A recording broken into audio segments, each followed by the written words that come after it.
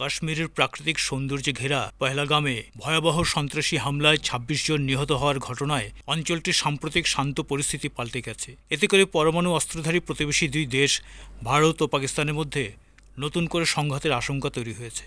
হামলার পরপরই ভারতের প্রতিরক্ষামন্ত্রী রাজনাথ সিং বলেন, এর কড়া ও স্পষ্ট জবাব দেওয়া হবে। এছাড়া হামলাকারীদের পৃথিবীর শেষ প্রান্তে গিয়েও তাড়া করে খুঁজে বের করার হুমকি দিয়েছেন নরেন্দ্র মোদী। এই চরম উত্তেজনার মাঝেই ভারত ও পাকিস্তানের মধ্যে যুদ্ধের দামামা বেজে উঠেছে।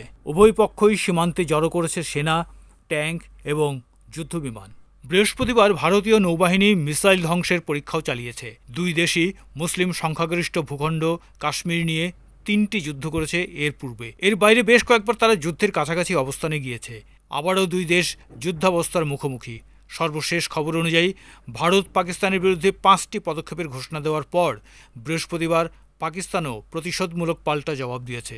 এদিকে দুই দেশের সীমান্ত বরাবর অবস্থান নিয়েছে দুই দেশের বিপুল সংখ্যক সেনা, সাঁজোয়া ট্যাঙ্ক, বোমারু বিমান ও ক্ষেপণাস্ত্র। পাক বিমান বাহিনীর ভারত লাগোয়া ছাইনিগুলোর মধ্যে লাহোর সংলগ্ন মুরিদে মোতায়েন করা হয়েছে নজরদারি এবং হামলাকারী ড্রোন। বিমান সেনা ঘাঁটির পাশাপাশি জম্মু কাশ্মীরের নিয়ন্ত্রণ রেখায় উচ্চ সতর্কতা জারি করেছে পাক বাহিনী।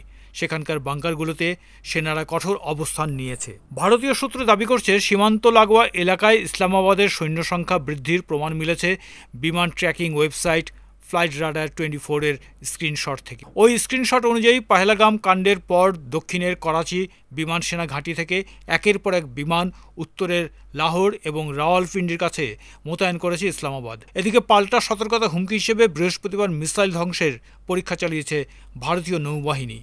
এর মাধ্যমে নিজেদের প্রতিরক্ষা ব্যবস্থার আরেকটি মাইলস্টোন অর্জিত হয়েছে। ভারতীয় সংবাদ মাধ্যম বিজনেস স্ট্যান্ডার্ড জানিয়েছে, পাকিস্তানের নৌ কর্মকর্তারা করাচি উপকূলে তাদের বিশেষ অর্থনৈতিক অঞ্চলে সারফেস টু সারফেস মিসাইলের পরীক্ষা চালাচ্ছে, যার জবাবে ভারতে এই পরীক্ষা চালানো হলো। প্রধানমন্ত্রী নরেন্দ্র মোদী হামলাকারীদের বিরুদ্ধে কড়া হুঁশিয়ারি দিয়ে বলেছেন, ভারত কোনোভাবেই কাশ্মীরের পহেলগামে নিরীহ পর্যটকদের হত্যাকারী এবং সেই হামলার নেপথ্যে যারা রয়েছে তাদের ছাড় দেবে না। বৃহস্পতিবার বিহারের এক সভায় তিনি আরও বলেছেন, পাকিস্তানি এসব হামলাকারীর এমন সাজা দেওয়া হবে যা কল্পনারও অতীত।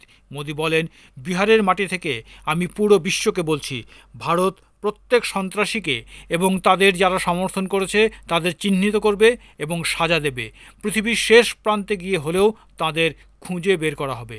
এদিকে বৃহস্পতিবার পর্যন্ত জঙ্গি ধরতে কাশ্মীর জুড়ে চিরুনি অভিযান চালিয়ে ভারতের সেনাবাহিনী ১৫০০-এরও বেশি ব্যক্তিকে আটক করেছে।